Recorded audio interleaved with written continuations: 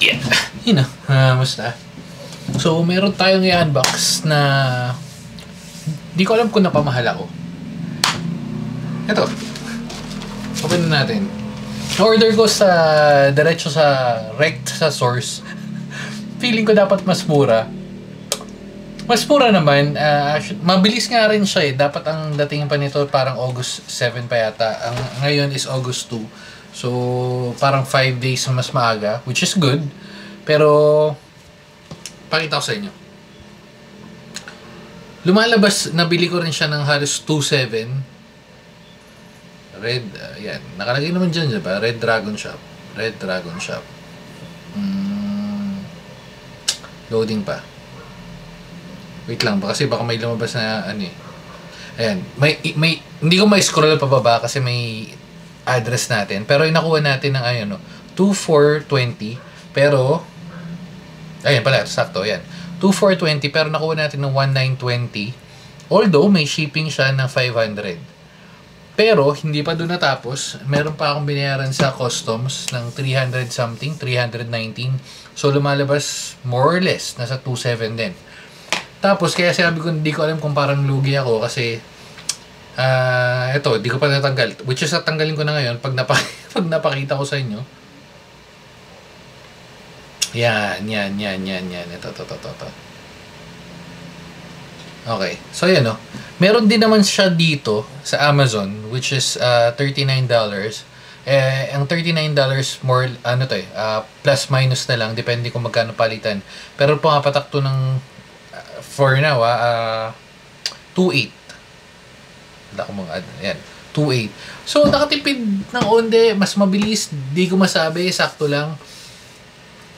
Parang nakakaloko lang kasi may free shipping, tas hindi ko alam na may babayaran pa dun sa customs. UPS, nag-message din sa akin. Kala ko nga una scam. Parang sabi ko, pero sakto naman din. Kaya nagbayad na rin ako. After, nag-order ako kanina umaga. Parang kinahapunan or mga gabi na receive ko na yun. Anyway, so yun yung kwento natin dito. Pero open na natin. Sulit ba to? Di sure.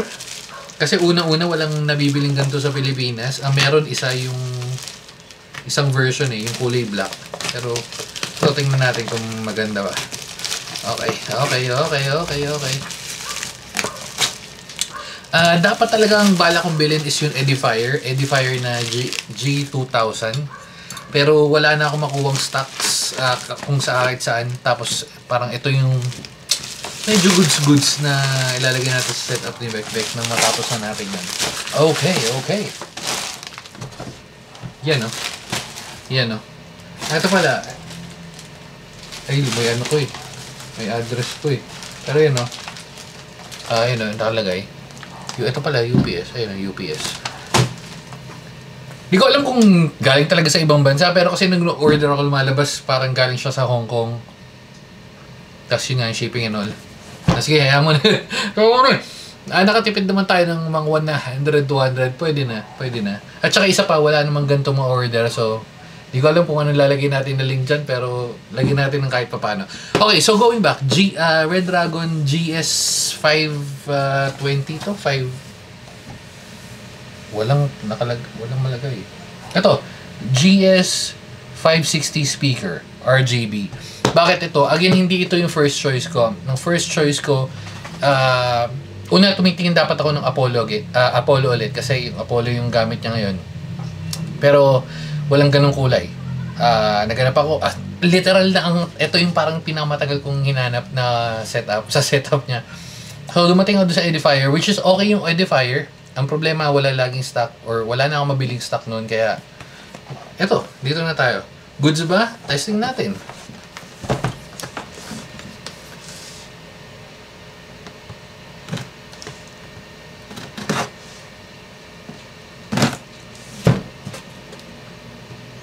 Red Dragon.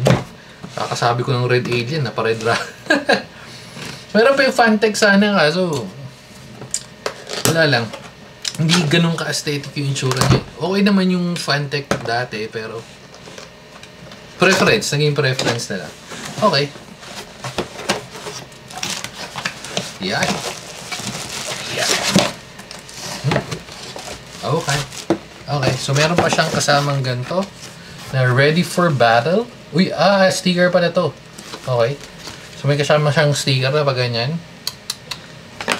At meron siyang manual. Hindi na, ewan ko, feeling ko yung mga ganito hindi na naman natin kailangan manual, pero just in case. Kakadood natin ng mga ano sa grills eh. Okay. Natatanggal good. Oh! Okay lang sana, okay lang.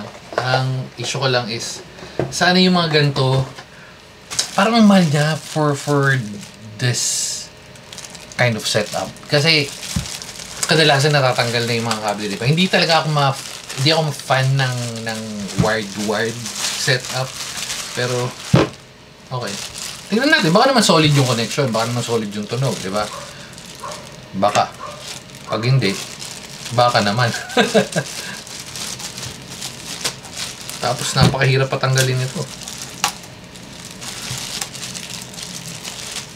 Hindi naman. Sakto lang. Alright. Ay, hindi ko natanggal yung ano. Hindi, dito na lang sa ano. Pwede ba? Sige. Set. Wala eh. Wala ito, men. Kuha ko ng pang-setup natin para matesting natin to. Wala rin ng adapter. Siguro doon na natin testing sa ano niya. Goods ba? May Bluetooth ba to? Stereo soundbar? Parang mahal niya na. Parang mahal niya. Ewan ko. Yung quality. Parang metal naman. Ito, okay lang. Sa price, parang hindi ako masyado convinced. Tapos wala pa siyang Bluetooth.